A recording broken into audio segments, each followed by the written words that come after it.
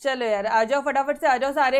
ये 100% अटेंशन। अरे तुम्हारी मैडम पे अटेंशन नहीं दोगे क्या, कि सिर्फ चैट्स पे कमेंट्स पे ही तुम लोग ध्यान दोगे? ऐसा करोगे? हाँ, ऐसे करने वाले हो? 100% अटेंशन इधर दो। चलो, स्ट्रक्चर ऑफ पब्लिक फाइनेंस समझ में आया? पब्लिक फाइनेंस मतलब पब्लिक के लिए पैसा। पहले तो पब्लिक से इनकम आएगी, फिर हम पब्लिक के लिए खर्चा करेंगे। अगर खर्चा ज़्यादा हो गया तो हम पब्लिक से ही डेट लेंगे।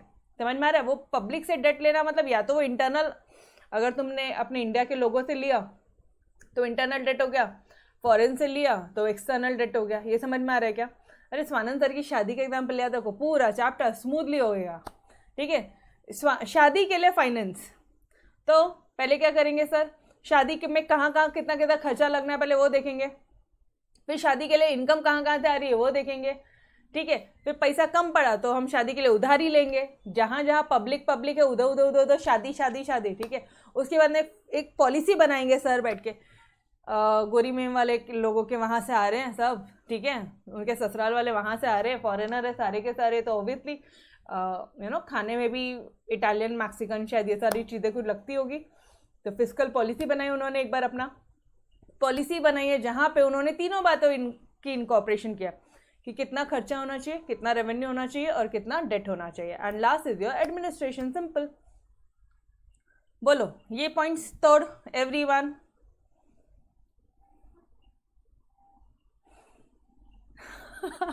आनंद अभिषेक बोलता है मैम सर की शादी का एग्जाम्पल मत लो, वहां से ड्रीम देख रहे शादी के। ओहो ओहो।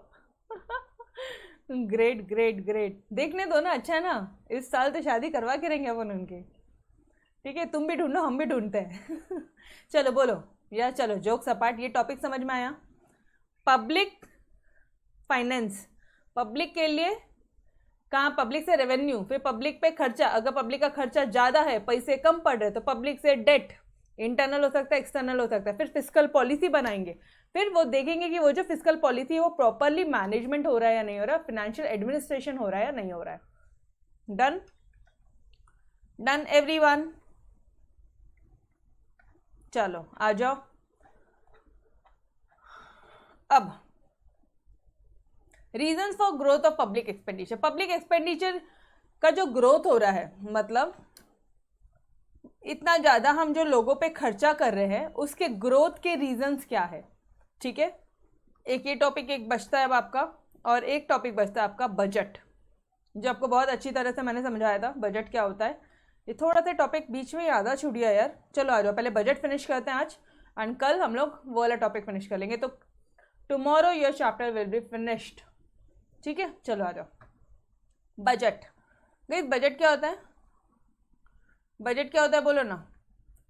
एक ऐसा इंपॉर्टेंट इंस्ट्रूमेंट है जो फिनेंशियल एडमिनिस्ट्रेशन करता है, through which all financial affairs of the state are regulated. मतलब एक स्टेट का जितने भी फिनेंशियल अफेयर्स है उस बजट से रेगुलेट करते हैं हम लोग, चेकआउट करते हैं। ठीक है, it is the financial statement. ये फिनेंशियल स्टेटमेंट वर्ड क्या होता है? What do you mean by this term financial statement? Tell me. अरे फिनेंशियल स्टेटमेंट क्या होता है अभी तो बताओ, बोलो।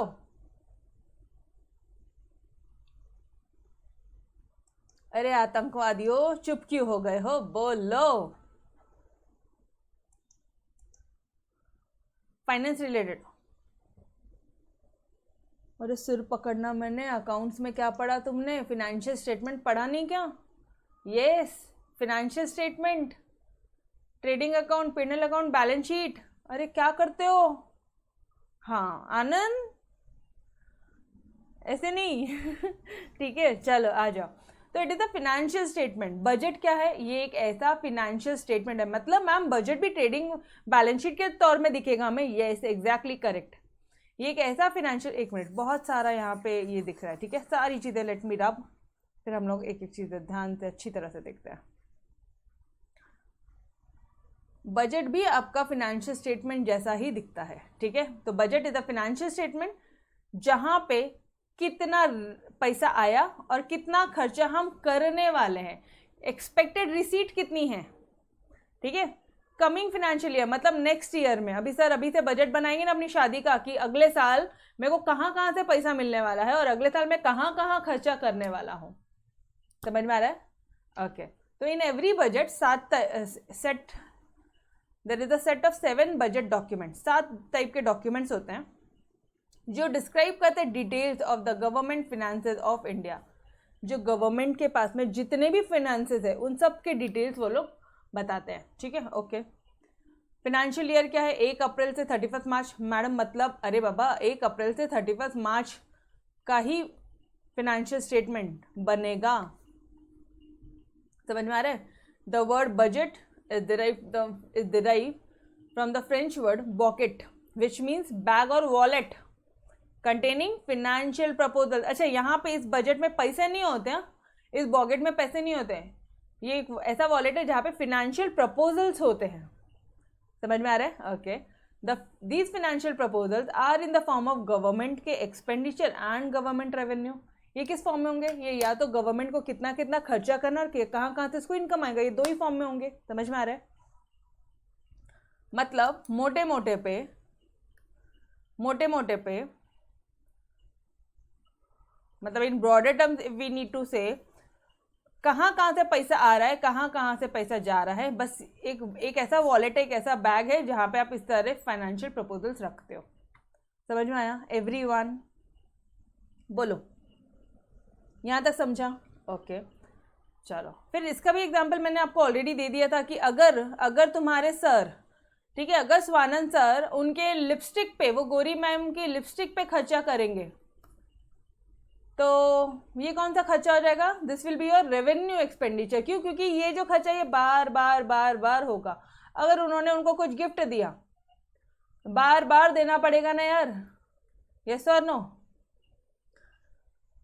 बर्थडे, एनिवर्सरी, फिर कहीं बाहर गए, फिर वैलेंटाइन डे, फिर और भी कई सारे ओकेशन होते हैं यार। ठीक है, तो ये भी रिकरिंग एक्सपेंडिचर है, ये भी बार बार वाला एक्सपेंडिचर है, तो ये भी रेवेन्यू एक्सपेंडिचर हो जाएगा। अगर सर ने उनको ड्रेसेस वगैरह के लिए पैसे दिए तो ये भी तो बार बार वाले रहेंगे। ठीक है, अगर सर ने उनको घर खर्च के लिए पैसे दिए, हाउस होल्ड एक्सपेंसेस कुछ दिए, तो ये भी बार बार ही रहेंगे। यस और नो? लेकिन अगर सर की शादी का खर्चा क्या होगा बोलना जरा? सर की शादी तो एक ही बार होगी ना कि बार बार होगी? हर साल कराओगे तुम उनकी शादी गोरी मैम के साथ? एक ही बार होगी, तो वो एक ही बार वन टाइम एक्सपेंस है, ये वन टाइम एक्सपेंस है। तो ये जो खर्चा, ये कौन सा खर्चा है? कैपिटल पेमेंट है, ये कैपिटल एक्सपेंडिचर है। रेवेन्यू एक्सपेंडिचर क्या होता है, कैपिटल एक्सपेंडिचर क्या होता है, ये क्लियर हुआ। रेवेन्यू मीन्स रिकरिंग, बार बार। Capital expenditure means non recurring, one time. Non recurring बोल दो या ऐसा बोल दो, one time expenditure. Clear? This 2 terms clear everyone? अच्छी तरह से समझे दोनों टर्म्स। रेवेन्यू एक्सपेंडिचर क्या होता है, कैपिटल एक्सपेंडिचर क्या होता है। ओके, तो अब इसका उल्टा समझ लो। रेवेन्यू रिसीट क्या होती है? अरे ऐसा पैसा जो ये सारे खर्चे करने के लिए है। रेवेन्यू रिसीट ऐसी रिसीट जो बार बार होगी, जैसे सर की सैलरी। ये मैंने सिर्फ सर का एग्जांपल बता रही हूँ, ठीक है, गवर्नमेंट के पॉइंट से बता ही नहीं रही अभी। सर की सैलरी रेवेन्यू रिसीट है, रेगुलर रिसीट्स है, ठीक है। लेकिन सर ने अगर कोई जमीन बेच के शादी किया, तो ये जो जमीन से आने वाला जो पैसा है ये क्या हो गया? कैपिटल रिसीट हुआ। समझ में आया everyone? This is your one time payment, one time receipt है। और क्या बोलोगे आप? रेवेन्यू रिसीट क्या होता है? ऐसी रिसीट जो बार बार होती है। और कैपिटल रिसीट क्या होता है? जो वन टाइम, एक ही बार मिलने वाला है। Clear everyone? डन? ओके, तो चलो अब आ जाओ। आपको मतलब ये वर्ड्स का मतलब समझ में आ गया है ना? तो अब आ जाओ, अब डिटेल में करते हैं, line by line, word by word. It consist of revenue receipts and revenue expenditure of the government. Government का रेवेन्यू बजट में क्या होगा बताना जरा? रेवेन्यू रेगुलर कितना रिसीट हो रहा है एंड रेगुलर कितना खर्चा हो रहा है। और कैपिटल बजट कैपिटल क्या बोलते हैं, रिसीट कितना हो रहा है, कैपिटल एक्सपेंडिचर कितना हो रहा है। यहाँ पे लिखो रेवेन्यू रिसीट, रेवेन्यू एक्सपेंडिचर, यहाँ पे लिखोगे कैपिटल रिसीट, यहाँ पे लिखोगे कैपिटल एक्सपेंडिचर, सिंपल, डन। ये पार्ट समझा। रेवेन्यू बजट में क्या आएगा, अरे बजट में या तो रिसीट और एक्सपेंडिचर आता है, तो अगर रेवेन्यू बजट है तो रेवेन्यू रिसीट और रेवेन्यू एक्सपेंडिचर आएगा, और अगर कैपिटल बजट है तो कैपिटल रिसीट और कैपिटल एक्सपेंडिचर आएगा। यार ये तो बहुत ही सिंपल सा पार्ट है। यस और no? Yes, clear to Leo? Okay okay, चलो revenue receipt, these are divided into, अभी गवर्नमेंट को जो इनकम, अब गवर्नमेंट का पॉइंट है, अभी स्वानंद सर का नहीं, अभी किसी भी एक इंसान का नहीं, अभी सीधा सीधा हम लोग गवर्नमेंट की बात कर रहे हैं, ठीक है। अब गवर्नमेंट को कुछ पैसा आता है, मेरे को बताना गवर्नमेंट को किस किस फॉर्म में पैसा आता है।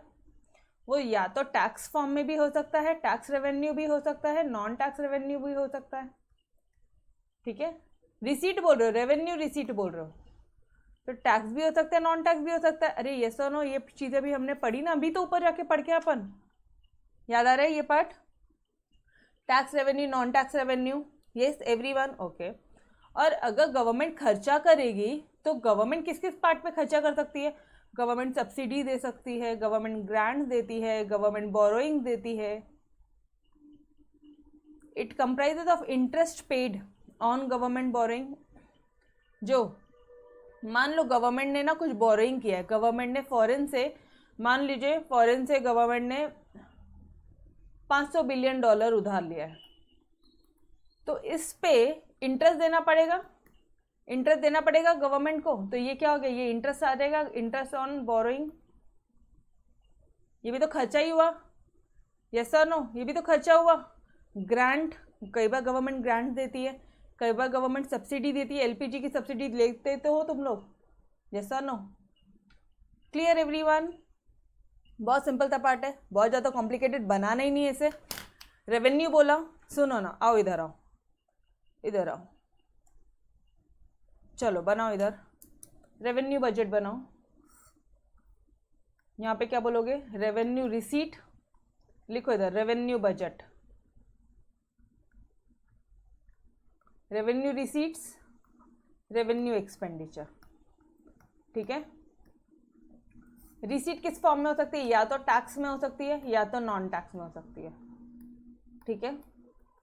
और खर्चे किस फॉर्म में हो सकते हैं, या तो सब्सिडी के फॉर्म में हो सकते हैं, या तो ग्रांट के फॉर्म में हो सकते हैं, या तो इंटरेस्ट, जो गवर्नमेंट ने बोरोइंग्स वगैरह किया था उस पर इंटरेस्ट पे करना पड़ेगा, इंटरेस्ट ऑन बोरोइंग। क्लियर? बस इतना ही है, उसी को इंग्लिश लैंग्वेज में लिखा है उन्होंने। Clear everyone? यस आनंद, समझा? समझा डियर? ओके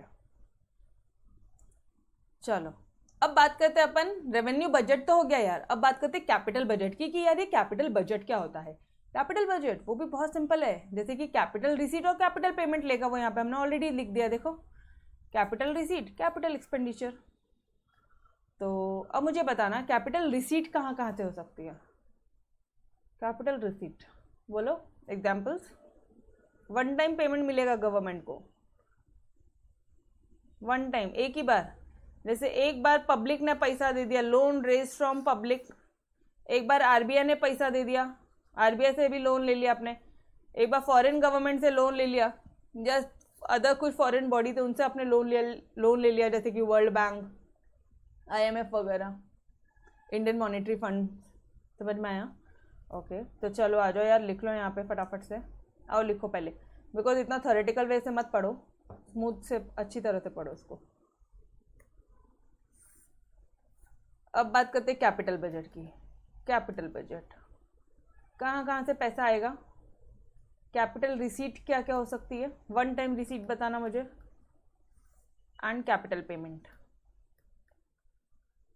पेमेंट बोला तो एक्सपेंडिचर ओनली, ठीक है ओके। चलो कैपिटल रिसीट बताना ज़रा। लोन लिया है आपने from public, from RBI, from foreign government, from foreign bodies, easy है और है ही क्या उसमें, बोलो। Yes, donation, one time donation receive हुआ है, ये लो। रिसीव हुआ है तो कैपिटल रिसीट होगा, otherwise capital payment, one time वाला। अदरवाइज एक बात बोलूँ डियर, ये डोनेशन मोस्टली रेवेन्यू में आता है। रेवेन्यू क्यों? क्योंकि देखो ना, आप अगर कोई आपको डोनेशन दे रहा है, जैसे वो कोरोना के टाइम पे जो उन्होंने अकाउंट था, वो वन टाइम था क्या? उसमें बार बार लोग वहाँ पे पेमेंट कर रहे थे। ठीक है, क्लियर? चलो, it depends upon the purpose, nature कैसा है उसका। अगर वन टाइम पेमेंट है तो इधर आ जाएगा, नीचे आएगा, नहीं तो ऊपर चला जाएगा, रेवेन्यू में चले जाएगा। अगर बार बार पेमेंट है तो, नहीं तो इधर आ जाएगा। ठीक है, जितना नोट्स में उतना ही करते हैं ना, अननेसेसरी क्यों याद रखना है। ठीक है, चलो अब कैपिटल पेमेंट एक बार रीड आउट कर लेते हैं यार फटाफट से। This refer to capital expenditure on various development projects. Government बहुत सारे डेवलपमेंट प्रोजेक्ट्स करती है या नहीं करती है? इन्वेस्टमेंट बाय गवर्नमेंट बहुत बार इन्वेस्टमेंट करती है बड़े बड़े। Loans given to state government, अच्छा स्टेट गवर्नमेंट को लोन देती है, इन सब को लोन देती है। और सोशल एंड कम्युनिटी डेवलपमेंट पे भी खर्चा करती है, डिफेंस एंड जनरल सर्विसेज पे खर्चा करती है। कितने पॉइंट्स में इधर? डेवलपमेंट प्रोजेक्ट, इन्वेस्टमेंट, लोन, खर्चा एंड डिफेंस। चलो आ जाओ, लिख लेते हैं फटाफट से। बिकॉज एक बार जब आप एकदम नीटली लिखते हो ना तो मस्त तरह से आपको याद होता है। ठीक है, क्या था पहला पॉइंट? क्या था पहला पॉइंट? क्या था बोलो? लोन का एक पॉइंट था, तो लोन को लोन के सामने लिखने की कोशिश करते हैं, लोन। ठीक है, अब लोन आप दे दो स्टेट गवर्नमेंट को, पब्लिक अथॉरिटीज़ को, और कोई पब्लिक इंस्टीट्यूशंस है उनको दे दो, या फिर आप और किसको दोगे? Public companies, the government companies. ये लोग गवर्नमेंट कंपनीज लिख देते हैं यहाँ पे क्लियरली। ठीक है, मेन चीज़, एक चीज़ नोटिस करना, मेन चीज़ ये था, यहाँ पे लोन ले रहे हैं, यहाँ पे लोन दे रहे हैं। ठीक है, चलो आ जाओ। और क्या था? इन्वेस्टमेंट करती है गवर्नमेंट, इन्वेस्टमेंट वाला पॉइंट भी लिख लो कहीं पे। इन्वेस्टमेंट करती है ना government, investment on developmental projects पे। उसके बाद में डिफेंस एंड जनरल सर्विसेज देती है।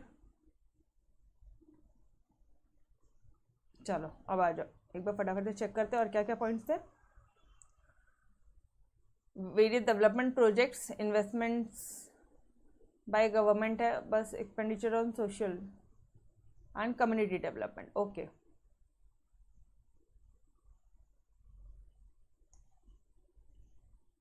इसको नीचे लिख देते हैं अपन, डेवलपमेंट प्रोजेक्ट्स पे एक्सपेंडिचर।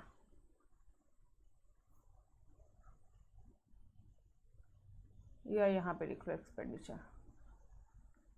क्यों ऐसा किया? बिकॉज थोड़ा सा डी करके सेम बनता है तो थोड़ा सा याद रहेगा। अच्छा, इन्वेस्टमेंट करते हैं अपन। ठीक है, और क्या पॉइंट था? एक और पॉइंट था ना डियर, ये तो खर्चा वाला हुआ। एक था ना expenditure on social and community development. मतलब क्या हुआ इस पॉइंट का? मतलब क्या हुआ?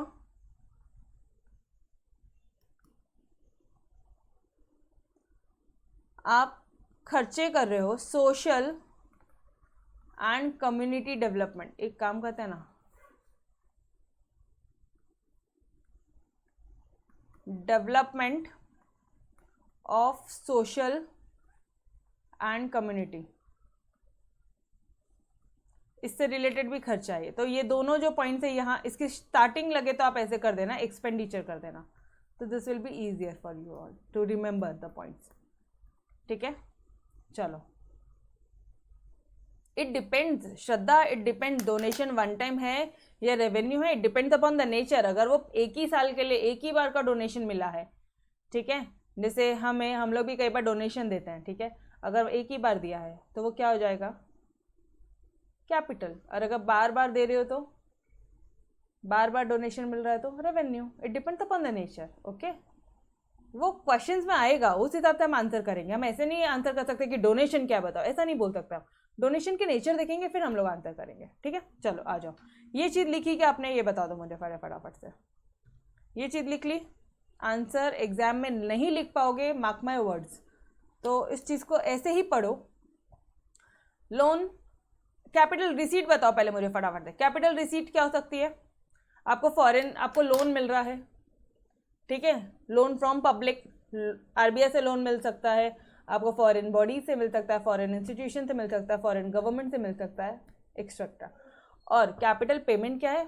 लोन दे रहे हो आप, किस किस को लोन दे सकते हो? इन्हीं लोगों को, स्टेट गवर्नमेंट को। अभी आप बड़े हो, ठीक है, यू आर सेंट्रल गवर्नमेंट अपने से छोटी वाली गवर्नमेंट को लोन दे सकती ना। बड़ी गवर्नमेंट छोटी वाली अपने से नीचे वाले लोग जो है उनको लोन दे सकते हैं। म्युनिसिपल कॉर्पोरेशन को लोन दे सकती है, बिल्कुल दे सकती है यार, यस और नो? ओके। उसके बाद में पब्लिक अथॉरिटीज़ को, पब्लिक इंस्टीट्यूशन को, गवर्नमेंट कंपनीज को लोन दे सकती है। फिर इन्वेस्टमेंट कर सकती है यहाँ पे वो, एक तो लोन और इन्वेस्टमेंट, ये 2 पॉइंट्स ईजी है। उसके बाद में आपने डिफेंस सेक्टर पे आप खर्चा कर सकते हो, डेवलपमेंट प्रोजेक्ट्स पे कर सकते हो, and development of social and community sector, social और कम्युनिटी के लिए भी आप डेवलपमेंट कर सकते हो। हुआ, लर्न हुआ। रेवेन्यू बजट में क्या बोलोगे बताओ मुझे फटाफट से। Revenue budget, revenue receipt, revenue expenditure, ठीक है, revenue receipt, revenue expenditure. Okay, यहाँ पे क्या बोलोगे आप? रिसीट किस फॉर्म में हो सकती है? टैक्स हर बार मिलता है, हर बार मिलता है टैक्स, या non tax fees, penalties, fines वगैरह, वो भी हर बार मिलती है। Okay. Revenue expenditure, revenue expenditure क्या बोलोगे आप? आप बोलोगे यहाँ पे कि सब्सिडीज हम देते हैं, हम ग्रांट देते हैं, हम इंटरेस्ट देते हैं बोरोइंग्स पे, ठीक है। अब capital budget, this is your most important part. Capital budget, loan मिल रहा है, कैपिटल रिसीट, लोन मिल रहा है इन सब लोगों से, 4 लोगों से लोन मिल रहा है, दैट्स इट। कौन कौन है वो 4 लोग? आपको पब्लिक से मिल रहा है, आपको आरबीआई से मिल रहा है, आपको फॉरेन बॉडी से मिल रहा है, फॉरेन गवर्नमेंट से मिल रहा है, आपको फॉरेन इंस्टीट्यूशन से मिल रहा है, दैट्स इट। कुछ भी लिख लो उधर। और अब आप लोन दे रहे हो, अपने से छोटे लोगों को ही दोगे, स्टेट गवर्नमेंट को दोगे, म्युनिसिपल कॉर्पोरेशन को दोगे, गवर्नमेंट कंपनीज को दोगे, पब्लिक इंस्टीट्यूशन को दोगे, पब्लिक कंपनीज को दोगे। यहाँ पे अब आप अपने मन से भी लिख सकते हो। मेन पार्ट क्या था? Loan, investment. आप एक चीज नोटिस करो, आप खर्चा कर रहे हो, लोन दे रहे हो, खर्चा है, इन्वेस्टमेंट कर रहे हो, खर्चा है, डिफेंस के लिए खर्चा कर रहे हो, वो भी खर्चा है, ठीक है। अपने पास से पैसा गया, डिफेंस डे के लिए खर्चा कर रहे हो, जनरल सर्विसेज के लिए खर्चा कर रहे हो, डेवलपमेंट कर रहे हो, कम्युनिटी डेवलपमेंट के लिए खर्चा कर रहे हो, और लास्ट में आप डेवलपमेंट वगैरह के प्रोजेक्ट्स कर रहे हो, मतलब आप रोड्स, ब्रिजेस, डैम्स वगैरह बना रहे हो। Done everyone? वापस से करवाऊं? रिसीट में लोन के फॉर्म में रिसीट होती है, और खर्चे तो बहुत सारे फॉर्म में होते हैं यार। लोन दिया, खर्चा, इन्वेस्टमेंट किया, खर्चा, उसके बाद में डिफेंस, जनरल सर्विसेज, खर्चा, उसके बाद में आप क्या बोलोगे? डेवलपमेंट, कम्युनिटी डेवलपमेंट, खर्चा, और क्या बोलोगे आप? डेवलपमेंटल प्रोजेक्ट्स, खर्चा। Clear everyone? डन? कभी भी कोई भी चीज़ याद नहीं होती है, टेक्निकल लगती है, उसको एक बार लिख लो, चार्ट फॉर्म में लिख लो, कुछ नोट्स फॉर्म में लिखो, तो वो चीज़ें बहुत स्मूथली हो जाएगा। Try it for any of the theory subject, any of the theory subject, ठीक है। किसी भी थ्योरी सब्जेक्ट में, इनफैक्ट अगर आप सीए कर रहे हो, आगे सीए कर रहे हो, सीएस कर रहे हो, कुछ भी कर रहे हो, और आपको बड़े बड़े पेजेस के आंसर दिख रहे हैं, 3-3, 4-4 पेजेस को, उसको इस तरह से करो, बहुत मजा आएगा। डन? ओके, चलो आ जाओ। तो यार बजट तो हो गए, 2 टाइप के बजट है, रेवेन्यू बजट, कैपिटल बजट, ये तो हमने कर लिया, ठीक है। Revenue budget, revenue receipt minus revenue expenditure, and capital budget, capital receipt and capital expenditure. Okay, now ये क्या था पता है? ये बजट के प्रोविजन से, इसको आप टाइप्स ऑफ बजट मत बोलना, टाइप्स ऑफ बजट तो अब आएगा आपका। टाइप्स ऑफ बजट क्या है? अब आएगा। अच्छा, क्लियरली आपको नोट्स में लिख दिया है कि भाई ये जो पोर्शन है ये डिलीटेड पोर्शन है, बट आपकी मैडम को लगता है ये इंपॉर्टेंट है, इसलिए सिर्फ एक छोटू सा पैराग्राफ आपको पढ़ाना है, बस सिर्फ एक छोटा सा पैराग्राफ। बिकॉज 12th स्टैंडर्ड से निकलोगे एंड कंसेप्ट ही नहीं पता रहेगा तो मतलब नहीं आएगा हमसे पढ़ के, ठीक है। चलो, बैलेंस बजट क्या होता है? बैलेंस बजट या जितना मेरे को मिला और जितना मुझे खर्चा करना था, दोनों इक्वल इक्वल है। जितना रिसीट हुआ, एकदम शॉर्ट में, बहुत ज़्यादा टाइम नहीं लूँगी मैं इसका आपसे, सिर्फ समझो, दैट्स इट। हो सकता है ऑब्जेक्टिव में पूछ ले कई बार, ठीक है। बैलेंस बजट क्या होता है? गवर्नमेंट को जितना पैसा आया है और जितना उसने खर्चा किया वो दोनों बैलेंस है, ठीक है। अरे अपने घर का किराने का बजट ध्यान में रखो, मम्मा का बैलेंस है, ठीक है। जितना पापा ने मम्मा को पैसा दिया, 10,000 रुपये आया, 10,000 रुपये मम्मा ने खर्चा किया, बैलेंस है मम्मा।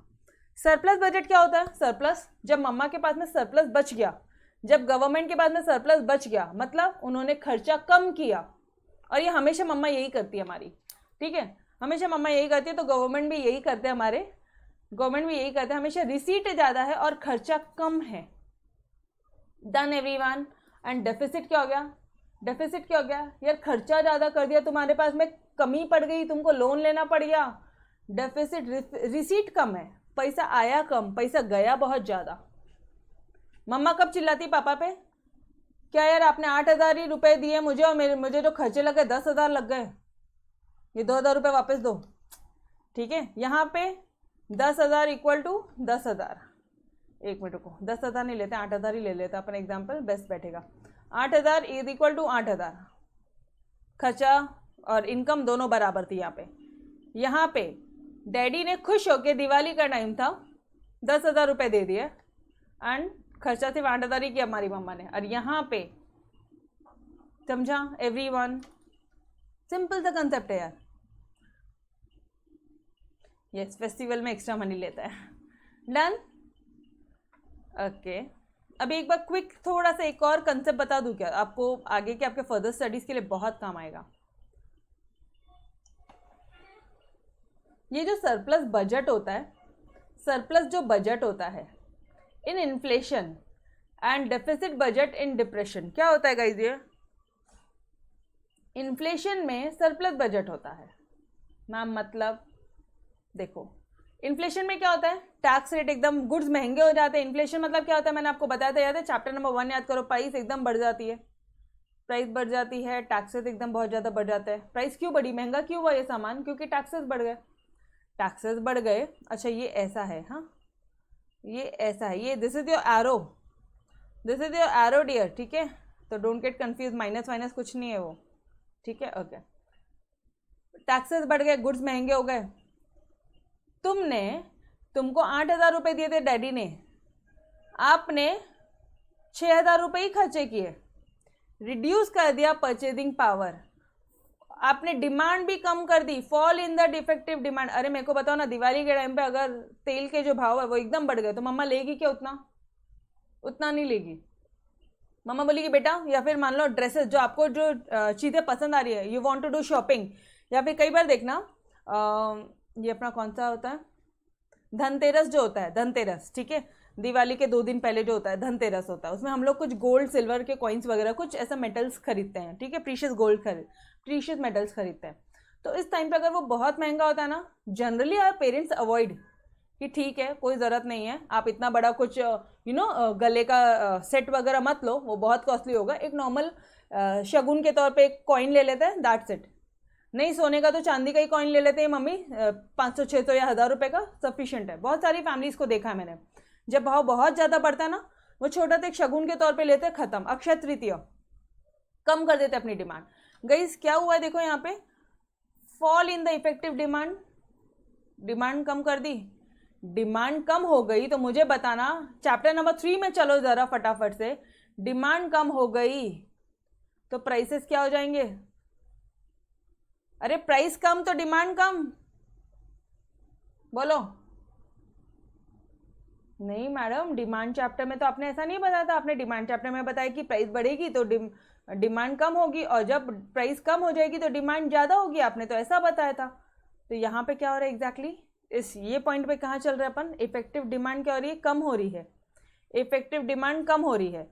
क्यों कम हो रही है, आपने अपना इसको यहाँ पे किसी ने चैप्टर नंबर 3 को अप्लाई नहीं करना, ये this is your exceptional cases, exceptional cases. अब मुझे एक बात बताना, कोई भी गोल्ड खरीद ही नहीं रहा है, कोई गोल्ड नहीं खरीद रहा है, सरप्लस है, बहुत सरप्लस हो गया है, 60,000 70,000 तक गोल्ड पहुंच गया है, जस्ट एन एग्जांपल, ठीक है, अभी 50 आई नो, बट मान लीजिए 70,000 पे या 1 लाख रुपीज़ पे गोल्ड पहुंच गया, तो कोई खरीदेगा क्या, क्या कोई 10 ग्राम का गोल्ड खरीदेगा, इतना बताना, नहीं खरीदेगा, पड़ा रहेगा वो उनके पास में। कौन बेवकूफ़ है जो 10 ग्राम का गोल्ड 1 लाख में खरीदेगा यार, समझ में आ रहा है।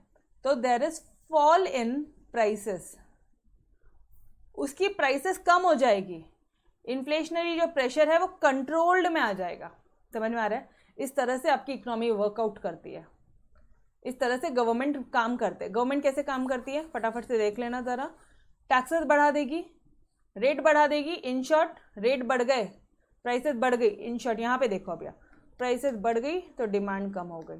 तुम यहाँ पे मत अप्लाई करना डिमांड को, लॉ ऑफ डिमांड तुम यहाँ अप्लाई मत करना, फिर मरोगे, फिर बोलोगे मैडम काम नहीं करता लॉ ऑफ डिमांड।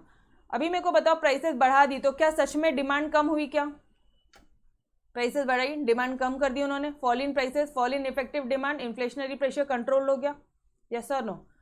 चलो डेफिसिट बजट की तरफ आ जाना ज़रा। डेफिसिट बजट ये क्या होता है? इस टाइम पे क्या करेगी गवर्नमेंट? गवर्नमेंट अपने खर्चे को इंक्रीज कर देगी। क्यों?